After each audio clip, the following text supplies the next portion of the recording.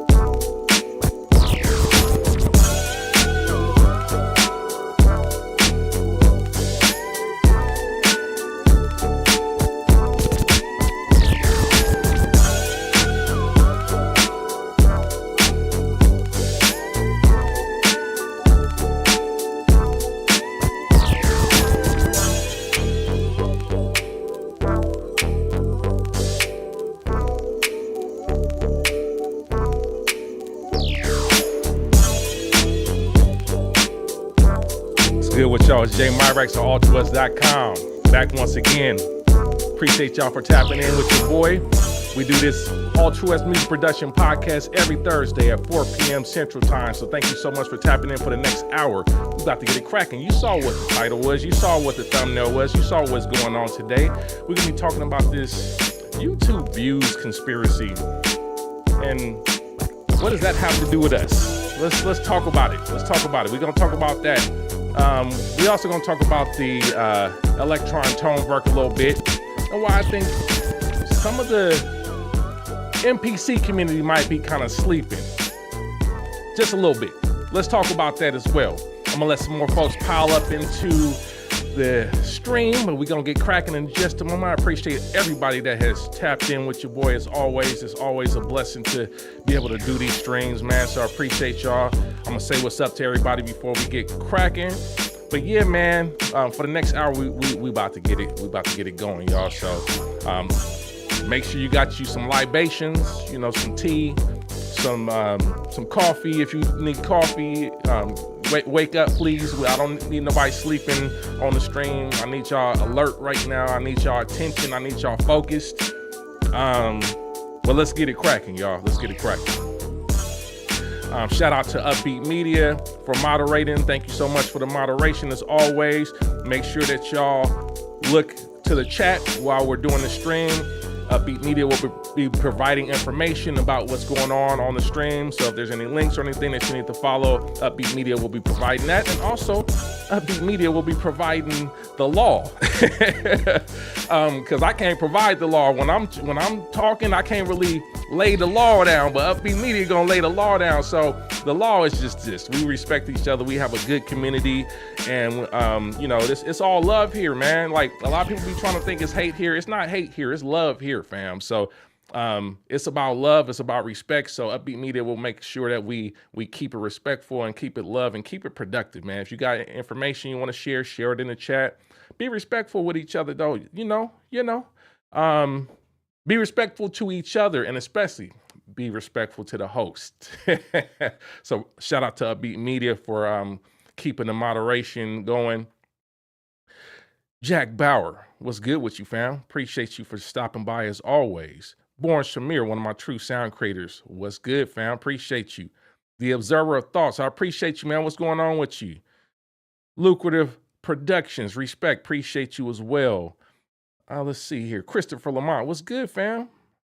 Smooth with it. What's going on with you, fam? Appreciate you, man. Thank you so much for the continued support, man. Appreciate you. And let me know when you want to get it cracking again, man. You know, I'm always down to do more consultations and whatnot to help producers to build the studio and the workflow of their dreams, man. That's what we do here. That's why I'm here. That's why I'm here to help you guys to level up in the things that you want to level up in within this domain of music production, sound design, audio engineering, and anything related to audio production in the end. Okay, that's what I'm here for. That's what this platform is about. If you ain't about that, this ain't the channel for you. But if you are about that, make sure you subscribe and make sure that you stay locked in, because that's what we doing on here. That's what we doing on this platform, man. So salute to everybody that's about that life. Okay. Let's see here. Let's see. Born Shamir. Yes, sir. Let's get the hearts pumping. That's right, man. Make sure you, if you ain't already took your walk or run or get some cardio in today, do that too. I have to make sure I did that today. Get at Nar, what's good, man? West, appreciate you, one of my true sound creators. DJ Luke Beats, what's good? What you found? Another true sound creator. Get at Nar, say he's sleeping on Electron. Yeah, man. Raw, what's good, man? Cheers, man. I've been watching some of your content as well, man. Salute, fam. Let's see here. Mr. What's good, fam? Yes, sir. Smooth with you. Appreciate you. Mr. Shaheed, what's good? Yes, sir. Said, and Raul says, I'm thinking of grabbing an SSL Revival channel strip. Thoughts on it? Purpose will be vocals only. You know, before we get into the main content, I'll answer that. I appreciate the question here. I haven't used a SSL Revival. I've been looking at it. I've been kind of studying what it is, what it does. There's been some spirited debates on some of my shorts about it. It looks like a good opportunity to get access to something that is modeled after the original SL4000 channel strips. Of course, it's not going to be the same thing. It can't be the same thing. Just things aren't built the same way, and the materials that were used back in the day can't be used anymore. I used to work in electronic components and whatnot. I used to work for a Japanese electronic component company before I got into music tech, and the whole thing was the whole RoHS compliance switchover, which meant that they couldn't use lead-based products anymore in the electronics and whatnot. So that was a whole thing. So a lot of electronics companies had to switch over to this RoHS compliance thing. So they won't, any electronics you buy today cannot be the exact same materials used from back in the day. But there is a difference between materials and a circuit design. And I'm not going to get too deep into this, but you can have a discrete circuit that has a very specific layout with discrete components that is part of a schematic that can be implemented across many different material types. So that being said, I think that SSL, if it is using the same discrete component layout, it may have an opportunity to provide a very nice alternative now to the SSL SL4000 console. Not going to be the same. It's just a channel strip. It's not going to be the same. So hear me out. It's not going to be the same. But I think if you're into the SSL sound and you want a good channel strip, that may be a great opportunity, because realistically, I think it's priced within a decent range. Most of the competitive things, like a lot of times people are either SSL, they're Neve, or they're API guys, and then there's all the other stuff, right? And you know, I got one of the others. I have an Empirical Lab Mic E, which is another solid state channel strip, and I like it. But I'm still curious about the Revival 4K. I think price-wise, it's a little bit more expensive than what I have, but it does have a EQ section and some other things that I don't have. So I think that could be an interesting thing, especially for vocals.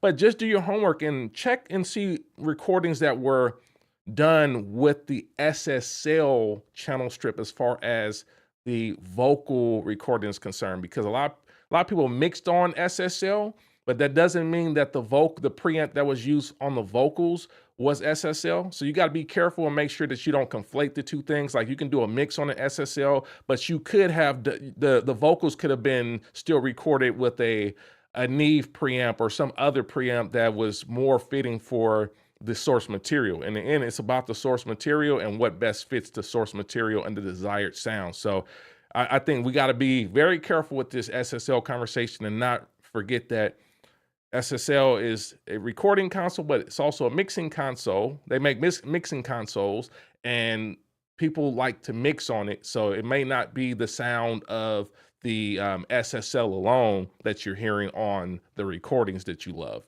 It could be a combination of things. So worth checking out if you don't have a channel strip, if you need something for vocals. I think it could be a good thing, but like I said, do your homework. Like really be sure about like the recordings that you're referencing, and if you can do some research to see what they may have used in the studio around that time for vocals, that may give you a better opportunity to make a decision on whether or not that works for you. Because for some people, SSL is just a name brand, just like Nike. You know what I'm saying? It's just like Jordan. So we're going to get into some more of that stuff. But I appreciate y'all as always.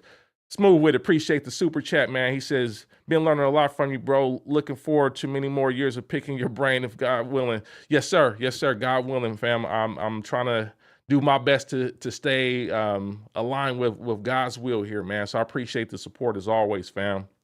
For sure. Yeah. Okay, so we're gonna get to it. People be trying to rush the process, but the process is the process, fam. And if you ain't got the attention span for the process, I don't know what to tell you, because music production takes some focus and it takes some attention, and you gotta be willing to look at things and listen to things more so for an extended period of time. So the process on this stream is a process. So I appreciate y'all for hanging out. We're about to get to the content now. So the content, we're going to talk about a couple things today. Of course, I said we're going to be talking about this YouTube influencer views conspiracy that we've been seeing going around. And then later we'll get into this Tonverk conversation as well.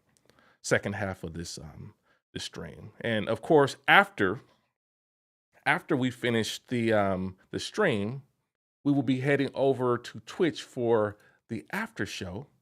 So this is the link for the after show. This is the destination for the after show at 6 p.m. Central Time, where we're going to be discussing some other stuff. I got some other stuff I want to talk about. We'll get to that later on. I'll talk to you more about what the after show is going to be about, but stay tuned. We got a lot of stuff to talk about. So 6 p.m. Central Time on Twitch. It's going to be a good one today for sure. All right. So YouTube influencer view conspiracy. What is that? It's been a lot of conversation over the past couple weeks, months, actually, about views being down for YouTubers and whatnot. We've been seeing it talked about in this particular space. 1966. I see somebody has decided to upgrade. Appreciate you. We got a new Studio Guest Pass 4K member. Appreciate you, fam. Thank you for the subscribe. Thank you for the membership, of course. Yes, sir. We about to get it cracking. This is just the beginning for that. So I appreciate you. All right. So this whole conversation has been really focused around views being down. And I think a lot of it has been spoken about from the perspective of large channels. So let me just preface that some of the people that are talking about this may have channels that are at least over 50K, some of them over 100K, and some of them well over that, right? So there's a lot of larger channels talking about views being down. And I think it started to hit the YouTube producer community, especially the conversation at least. So we had some bigger channels talking about views being down, and they had different thoughts about it and whatnot. And I saw it turned into a little bit of a drama and, whatever, right? It's just a lot of conversation about just speculative stuff in the end. But I got a question for y'all. And it's a serious question, guys. I got a question for y'all. The question is, how does this impact what we do on a daily basis? That's the question. How does YouTube influencers getting less views on YouTube impact what we're doing on a daily basis? And another question I have is, are we, the community here, are we here for information and exposure to new ideas and thoughts? Or is it just about being a part of the cool kids club and being a part of the communities that have the most subscribers or the most views and whatnot? Is that where we want to congregate? It's like we want to go because I kind of look at each of the videos or whatever as a place for the community to congregate. So are we only just trying to congregate around where there's a lot of people, or are we okay with being places where there's less people? That's the question. It's a real question, and I want y'all to answer that. I want y'all to answer that in the chat while we have this conversation. How does it impact what we do on a daily basis? I think the topic of views obviously will vary based upon many different inputs, many different factors will impact the amount of views that anybody gets. And I can say that there's been no unilateral impact on viewership on YouTube. That's on a case-by-case basis. Now, there's some other creators that have kind of done some exposés around how this whole, like, we're losing views thing, that becomes a topic every year on YouTube. There's always some type of like, oh my gosh, views are down every year. So, there's a video by a creator called The Spiffing Brit that I watch because he's also a civilization, a Civ 6 civilization exploit gamer as well. So I watch his channel, but he had some really good information about this whole viewership thing, different perspective than what we've heard from others here. So recommend watching that as well if you're very interested in like some of this topic. But I'm gonna give you my perspective as well, because I'm gonna bring a different perspective that I think even he didn't bring. So for my channel is not a large channel at all. We're on the brink of about 16K. Not a huge channel, not a tiny channel, but definitely still a smaller channel compared to some of the larger channels. So I understand like some of the perspective that's being brought is based upon larger channels that are seeing some different viewer behavior and viewership. But I can tell you guys, as far as like this reference period that they are talking about, like especially August, in the last month, my channel has seen record highs. I mean, all-time record highs in terms of views, all-time record highs in terms of subscribership as well. Like, things are on the up and up here. I'm not seeing a decline. It is like record highs for me. Not to say that that's going to be the case for everybody, but here it's been good. It's been good. And like I said, it's an older channel. This channel been around almost 18 years, right? So, we're not just getting started. You can't say, oh, this channel been around longer than a lot of people's channels in this particular niche. We ain't switched it up either. The channel started out as a music production channel and has been a music production channel for 18 years. So we up. Shout out Mr. Spacely. What's good, fam? We up. So anyhow, I think topics and audience definitely plays a role in this, obviously. Certain topics just get more viewership. Not all audiences have the same viewership. They don't have the same viewer behavior. Some topics are going to appeal to a older audience that has different work schedule, and some topics are going to appeal to a younger audience that may have different life schedules, different things that they're doing. So there's nothing unilateral about any of this. Every topic and every channel is going to have a different viewership and viewer behavior. So I think seasonality is also another thing that can impact viewership. So when people are outside they have less time to watch YouTube. That's just the reality of it. You know, when the summertime come or whatever, spring break, anytime people going outside, they have less time to watch content. And that leads me to something that has not been talked about a lot in this conversation. So, outside, there is this conversation that is not being said. So, I'm going to wake it up right now. There is a concept in the domain of, definitely in the domain of the corporate world, and especially spoken about from a product management perspective and sales perspective. We call it the COVID bump.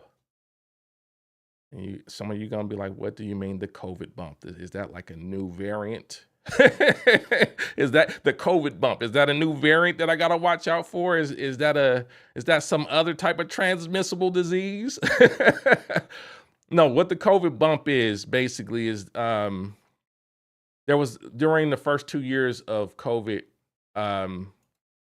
there was some anomalies in the behavior in terms of sales and consumption, and certain industries were impacted more positively than others. So, you know, anything that allowed people to have fun inside the house was positively impacted during COVID because you didn't have the opportunity to go outside. You couldn't go outside. We were all stuck in the house. I know for me, I actually got into some other stuff during COVID, and I wasn't doing a lot of content then. My wife and I actually got into RC, which was one of the few things we could do outside because we could just go to the park and be away from people. So we got heavily into RC, but there were other people that got into other types of hobbies and whatnot.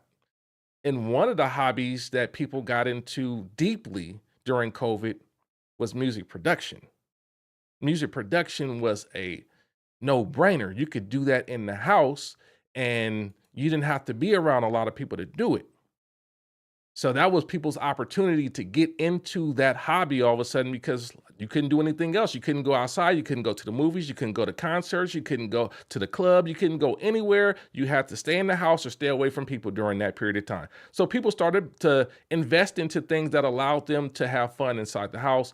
Music production was one of those things. So you had a lot of people that also were looking at music production as an opportunity to make maybe a little extra money on the side. Like, because people have been hearing like, oh, you know, you can sell beats, you can sell music, you can put music up there and get paid, even though any of us that have been doing it for a while know it ain't that simple. You don't just put music up there and get paid. It don't work like that at all. But, you know, a lot of people bought into different things and some people just wanted to have fun, right? I'm not saying everybody bought into it because they wanted to make money, but trust me, there were some that saw it as a lick and said, I'm about to get into that because I can sell beats and be making money and not even I don't have to report into the office because I can't anyhow.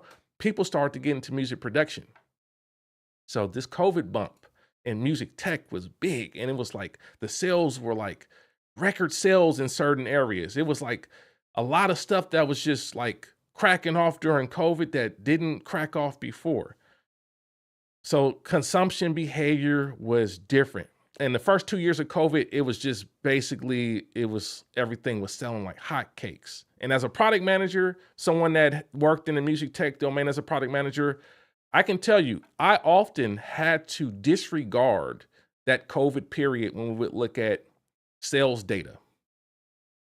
The sales data that happened during COVID, I couldn't look at that and use that as a reference point because it was an anomaly. That period's not going to happen again it won't happen unless we have another scenario like that.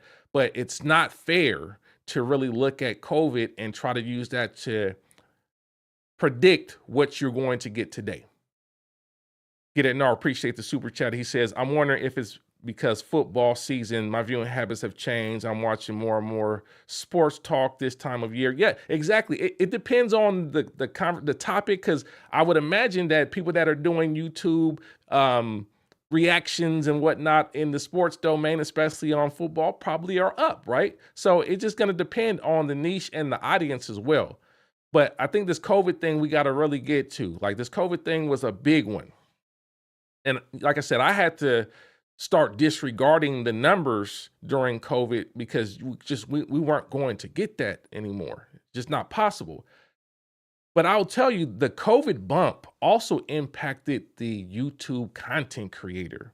And there were some content creators that saw extreme growth during that period because you had more people in the house looking for stuff to entertain them. They were able to watch more. People were able to just watch more content. And the creators that were very much on top of providing content during COVID, they were able to grow rapidly, like all-time viewership, all-time subscriber acquisition. People were growing rapidly that were on YouTube. And I would say in the music tech space, the creators that focused on tutorials for like the hottest selling gear in the music tech domain, they naturally were going to see more growth as more of the casual hobbyists were seeking information about how to get themselves started making music. So anyone during that COVID era that was like doubled down on all that entry level, like beginner level tutorial stuff, if you were doing that during COVID, you grew. You were going crazy. Your stuff was growing at a level that wasn't going to be possible pre-COVID. So there were some creators that were like basically all gas, no brakes during COVID, and they reaped a massive benefit in terms of subscriber growth, in terms of viewership, and in terms of overall subject matter authority. If you are seeing the same people over and over talking about these pieces of gear that you're getting interested in, those become the authorities. Those become the people that you trust the most because they're giving you the information. They're helping you to go from 0 to 1, basically, in terms of your abilities to make music. Like if they're teaching you from the beginning point to like that next level to get you to an intermediate or functional level, those are the people that you're going to trust, and those are the people that you have adopted as your teachers for this. So viewership during that time for those that were doing that was out of control. But as we move further away from this COVID era, many of the people that were tinkering with music gear have moved on, and they are back outside doing things that they were doing pre-COVID. So I believe that creators that acquired massive subscribers during COVID may need to learn to disregard that era and also potentially some aspect of the subscribers and the viewership that they got from that era.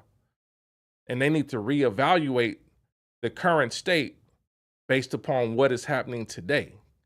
Because as the same thing with music tech, like I said, as a product manager, we got to a point, I got to a point where you had to disregard that. You couldn't use that data. That data was skewed, basically. That data was going to lead you down a path of saying, oh, everything's down, this percent. And it's like, no, you're talking about starting from COVID. You cannot do that. Those numbers are skewed. We won't see those numbers again. And you have to realize once people are able to go back outside, there's a lot of people that have moved on from music production. They no longer have the time for it, or they just weren't in it for the long run. There's a lot of people that you may have acquired during that period of time that no longer even care about doing music. It was just a passing thing for them to get through that period of time. And I can tell you, as a longtime YouTube person that has been on for almost 18 years, even my channel, even though I wasn't doing a ton of stuff, I had to function during COVID, but that was very sparse. I was still working, doing stuff at NI at that time. So I was just trying to like keep things going as well. But I kind of backed off the gas during that period of time. But I can tell you in general on my channel, because it's an older channel, many of the people that initially subscribed to my channel from like way back, that first couple years, that early Altruwest TV period where we had them episodes with the intro and the theme song and all that stuff, that period up to about 2012, people that subscribed during that period, a lot of those people are no longer making music, which means that I got a whole bunch of people that potentially now are subscribed, but no longer interested in music production because they no longer have time. People's lives change. You have kids, you have family. You may have just tapped out because you no longer can afford to invest in such a thing, right? It might just be as simple as that, like, hey, I no longer can justify spending this kind of money on music production because I'm not returning or making a return on investment. So the thing is now, what do? It's like, well, you have a whole bunch of people that once were subscribed and engaged that are no longer engaged. And it definitely impacts the overall reach of your content because then you got a whole bunch of people that are no longer engaging when you drop a new video. So that immediately is going to bring viewership down overall. Like, because YouTube is algorithmic. If it doesn't see a good velocity when you drop a video, if people just ignore it, then they're going to say, okay, this must not be a good enough video for that audience. Let's not show it to too many more people. It's a business at the end of the day. They don't care if you put your heart and soul into it. They look at certain numbers and they say if people didn't click on it immediately, if people didn't watch it long enough, if it didn't grow at a speed that we think is fast enough, then they're going to shelf it. How does this lack of viewership impact the community as a whole, though, is the question. I think in the short term, some content creators that are in this music tech space especially, they're going to move into wider topics that have wider appeal. They're going to move past like this like super like niche. I'm gonna keep it a buck. Like music tech is nerdy. And please don't hear me wrong. I am a music tech nerd. I have a degree in computer engineering. I worked as a sound designer and music production. I worked in music production and sync, and I worked as a product manager in music tech. Very nerdy stuff here, okay? I am a music nerd. And if you watch my after show and people be naming stuff and I could tell you who produced it, they'd be like, well, how you know? Because I'm a music nerd. Music tech is nerdy. I'm sorry. It is nerdy. So anyhow, there are much wider topics that can be covered that are related to music that some content creators, if you're chasing numbers, you're going to move more into that. And then, all types of different opportunities when you start talking about things that do not require the nerd factor to be able to consume it. So like this music tech stuff is cool, but if I can make a video talking about just the latest rap album or the latest, happening within the space of entertainment, that's going to get a wider audience. So some of the creators are going to move into those broader topics, and that's going to help them because, if you move into a broader topic like music news or entertainment news, that doesn't revolve around this music tech release calendar. Because some of the creators out here are very much driven by releases. You don't hear from certain creators unless there is a new release. Otherwise, they don't have any content. There are some like that. Now, I'm not saying all of them, but there are some of those that you only see a new video if there's a new update or a new release, right? So some of the creators that are chasing views may go further out and cast a wider net around this music topic. So maybe you see less content from them on the music tech stuff. Some creators just aren't going to see as much ROI in creating deep tutorials and new music and covering new music tech products. So that means for some of y'all that come to YouTube to try to figure out how to use the gear, you may have to read the manual. You know what I'm saying? You may have to crack that manual open because you may not see as much content from the people that were once heavily invested in basically providing video versions of the manual. Let's keep it a buck.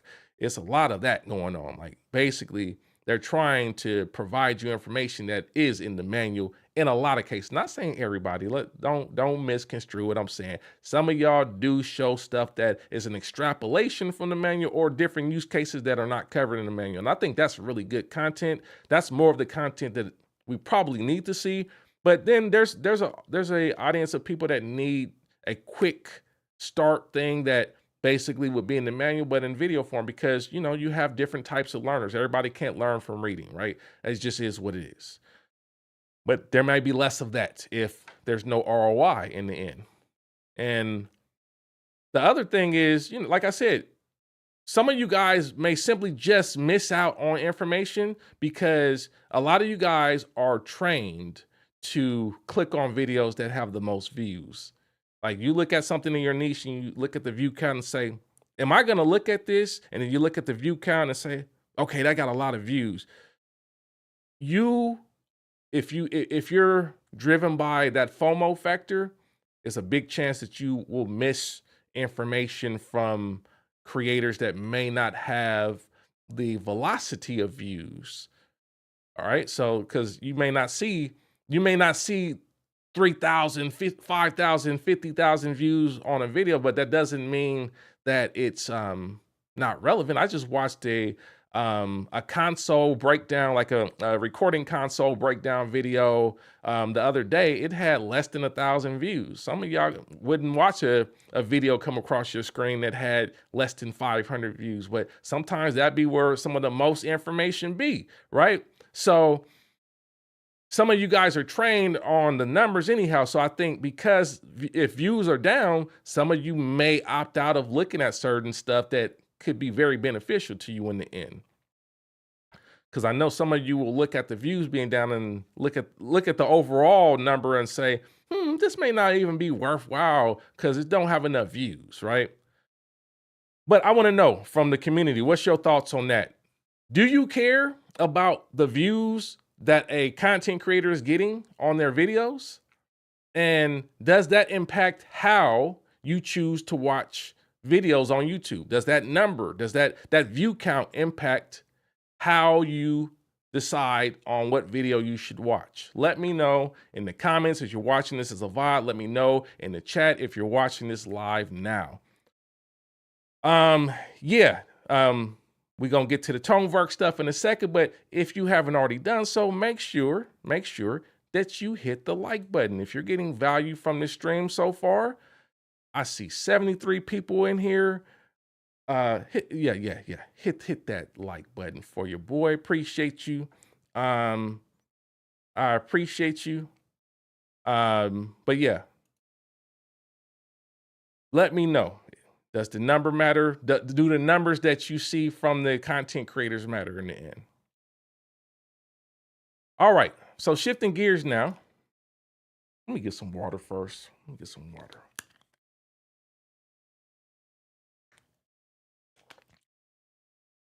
Okay, so thoughts on this Tonverk thing. How many of y'all been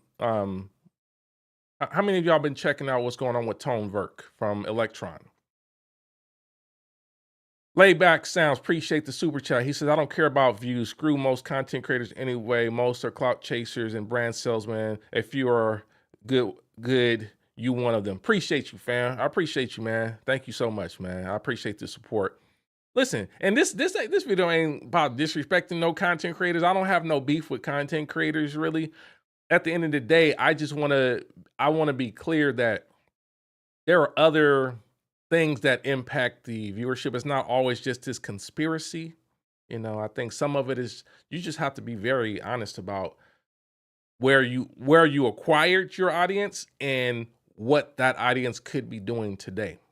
And I'm very clear. Like I said, I told you, the people that I know I acquired 18, 17, 16, 15 years ago, a lot of them ain't making music anymore. So I don't feel bad, really. If they no longer make music and they're still seeing my stuff and it's kind of just bringing down some of the numbers, you just got to fight through it. You can't put that on the audience like, oh, my views is down. It's like, well, you got to fight through it. Things change all the time, especially on a platform that is based on the algorithm. But how many of y'all been checking out Electron Tonverk? They announced it, I guess, last week, and I've been seeing a lot of mixed reviews and stuff, but I've been watching demonstration videos as well as reaction videos. It's interesting to me, but it also made me a little bit concerned for the producer community as far as some of the reactions were concerned. Because on one side, you see a lot of enthusiasm from like that hardcore electron community who has fallen in love with the electron style of sequencing and sound manipulation. Folks that already, use the Octatrack, the Digitrack, the Digitac, all of the text, all of the things that Electron makes. They're all in on that. They love it. And Electron has a very specific way of doing things. And once you understand, it's easy to be hooked on it because it's very different actually.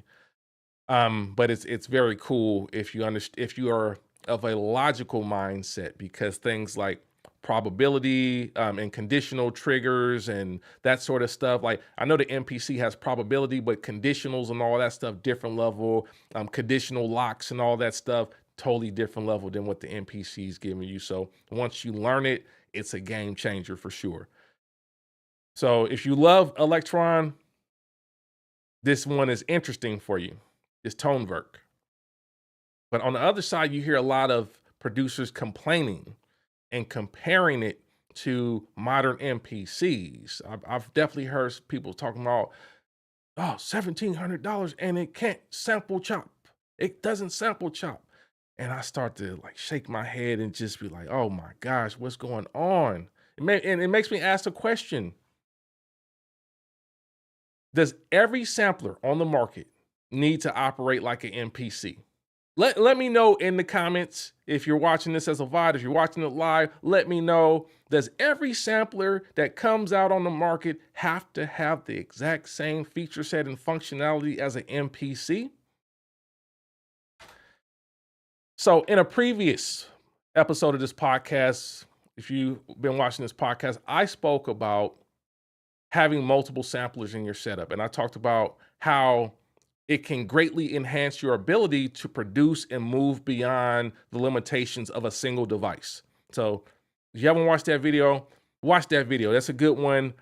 It gives you some good frameworks around how you can leverage multiple samplers to increase the things that you can do creatively. If all of the devices on the market have the same exact functionality, what is the point of buying other devices? Question for y'all. If they all have the exact same functionality, what's the point of buying other devices?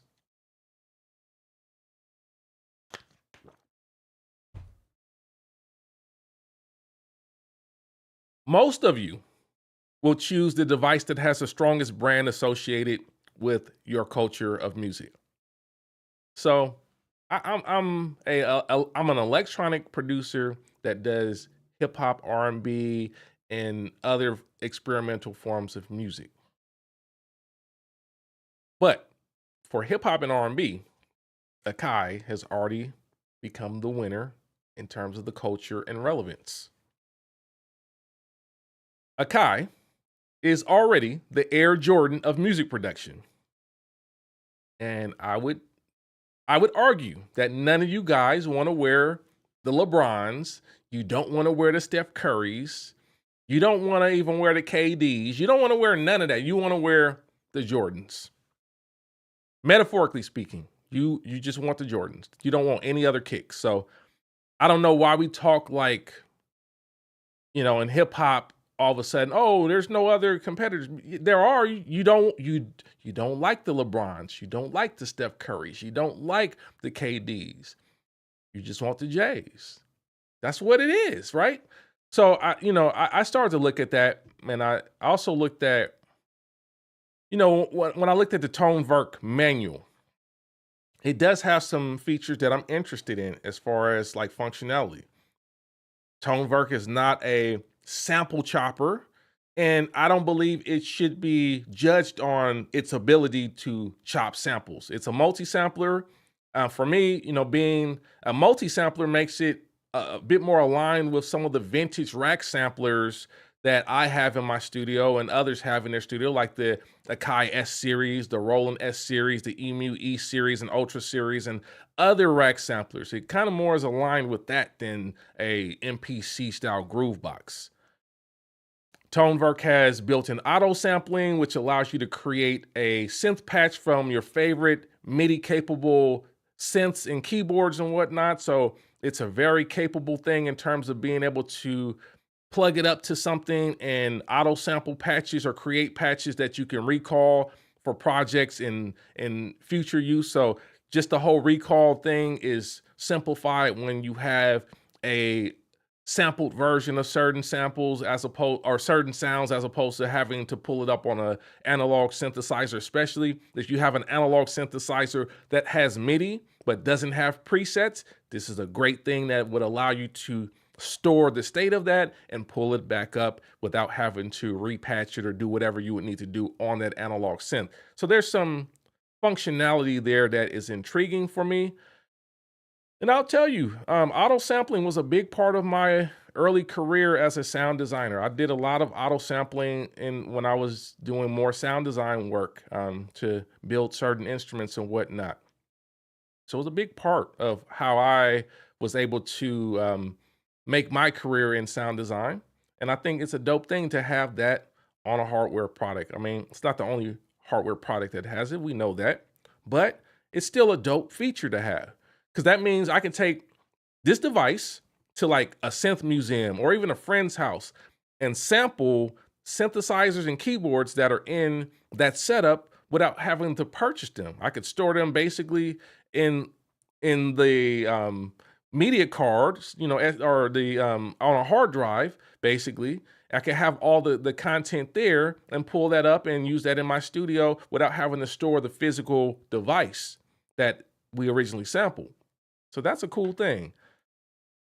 I think Tonverk has some qualities of a rack sampler with the addition of the Electron sequencer, making it potentially a bit easier to use in some regards than just a rack sampler. I know some of you guys have rack samplers and can't get around them because rack samplers speak a different language than a groove box. So for some people, a groove box functionality may be a bit better of a form factor. That's why I always talked about the 4000. The MPC 4000 is just that. It's the groove box format, but it's a rack sampler as far as the sampling engine is concerned. So I think there's some cool things there. And just like with the 4000, people kind of dismissed it because, oh, the sample chopping. It's like, it does so much more than the sample chopping, y'all. This 4000 is a beast. But if you always just look for, oh, does it just chop samples? Like, there are so many different sampling techniques that can be employed on a sampler. We easily can lose sight of what is possible when we only look at things through the lens of the traditional sample chopping approach. Carbon Vibes, appreciate the super chat. He says, does the device interest you more for sound shaping? Yeah, it does. And I'm gonna get to some more of that. I'm gonna get to why it is intriguing me. But that, first of all, like I said, the auto sampling and just the kind of more rack sampler, multi-sampler format of it, right? Tonverk has up to 64 voice polyphony. It says eight voices per audio track. It has 8 audio tracks, 64 voice polyphony. That's just the math on that. Another device that I have that has 64 voice polyphony on the sampler is the MPC 4000. That also has 64 voice polyphony. Pretty interesting so far. Tonverk can load and play mono and stereo samples up to 32-bit 48K. So it makes it pretty flexible, and you can go 16-bit, 24-bit, 44.1, all the way up to 48K. So it's pretty capable. Probably in terms of playback, it's as capable as many of the other rack samplers of the past as far as just what types of samples it can play back. I ain't talking about all the other stuff yet, but the only rack samplers that I know that were exceeding this in terms of sample rate would be like the Akai Z series, which does 96K like the 4000. Tonverk also has the ability to manage note priority. I looked at this in the manual. So it has note priority, and it also supports mono legato playback mode, which is one of the biggest things that I currently love about the sampler in Machine.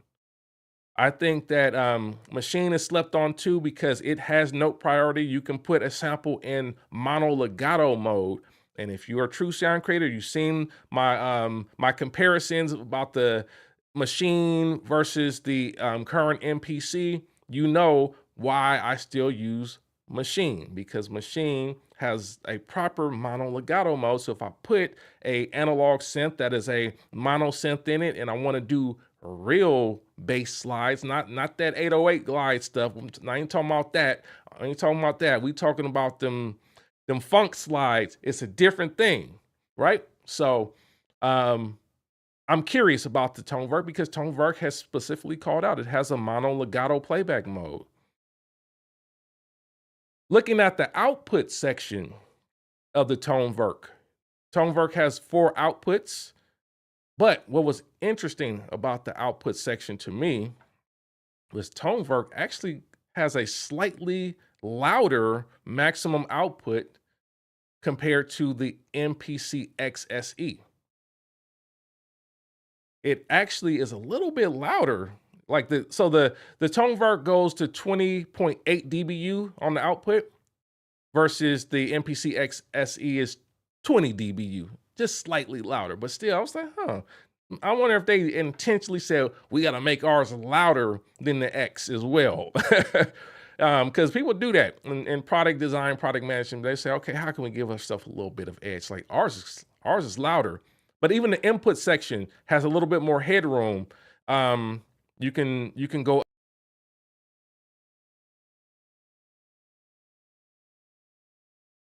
Are we back? Just lost. Looks like I just dropped. Okay, we back. Sorry. OBS, come on, man. So yeah, I haven't decided whether or not this is something that I need for myself personally, but I will say it has some very interesting things. And you have to remember, MIDI allows us to connect things together. And it allows us to make a much bigger, more complex setup if we want. And you don't have to just use one sampler. Like we talked about it last week. A lot of people want the doll in the box, right? I get it, but you can connect samplers together. You see that right there? That's my Voltron back there, right? All those samplers do different things. There are 5 samplers there. They all do different things. John Makes Beats, what's good with you, fam? Appreciate you, salute. But those samplers all do different things. They don't all have to do the same thing. Like SP1200, S3000, MPC 4000, the Motif ES, yes, that is a sampler as well, and the W30, all do different things. And they're all connected via MIDI, so I can do whatever I need, get whatever sound I need. They don't have to all be the same sampler. So let's not confuse it and make it where everything has to be the same thing. Because I think if we want to push Electron in a direction where they improve this, there are things that we should be comparing it to, but it shouldn't be an MPC. If anything, we should be driving them to match and exceed rack samplers from previous generations of anything, like those EMU Ultras and the Z series and all that stuff. We should be comparing it to that and saying, how can we make you get a sampler that is more powerful than that? Things like auto looping and envelope modeling and envelope models on the amps and the filter envelopes. And, if the sampler has MPE support and stuff like that, that's the kind of stuff you should be judging that on, not whether or not it chops samples. Chopping samples, like if you already have if you have an MPC or you have a SP44, you already got a sample chopper. You don't need that. But question is for y'all, what are your thoughts on the Tonverk? Is it something that you would consider as a secondary sampler? Let me know in the comments. Let me know in the chat. Would love to hear your thoughts. I'm not sure that I'm gonna buy it. You just saw my setup. I have quite a bit of stuff already. I don't know that I need it. You see the MPC-1 back there. I don't know that I need another sampler, to be honest with you. But if you were in the market for a new sampler and you needed a secondary sampler, not another thing that does the same thing as what you already got, is that something that would be interesting to you based upon some of the stuff that I just said? Let me know. All right. Like I said, I want to try to keep these streams close to an hour. We're gonna start to wrap soon, but what I will tell you, we got some conversation that we're about to get cracking at the after show on Twitch. The after show at 6 p.m. The after show at 6 p.m. Central Time, right here on Twitch. We're gonna be talking about some other stuff. I'm actually gonna be continuing this Groovebox conversation, and I'm gonna be specifically reacting and responding to some of the stuff I've heard about the current state of a Groovebox that I have a very close relationship with, the machine. We're gonna be talking about my thoughts on this current state of the machine, because I watched Accurate Beats video, I watched Ab McCree's video, I watched Bolo the producer's video, and I can say I agreed with some of what they said for sure, but there were some areas that I don't agree with at all. I don't agree with at all. And as a person that worked at Native Instruments for 15 years, having worked directly with the inventor of Machine, James Walker Hall, I created the machine expansion product line concept. I wrote the original concept paper for it and executed the first or helped to execute the first 50 expansion products. Also built out the content strategy and contentforsounds.com, and also created the product brief and the product line of Leap expansions that is currently at Native Instruments. I can provide you with a slightly different perspective of what happened with Machine and what's gone wrong or what's gone right as well. But we'll talk about that at 6 p.m. on Twitch. So make sure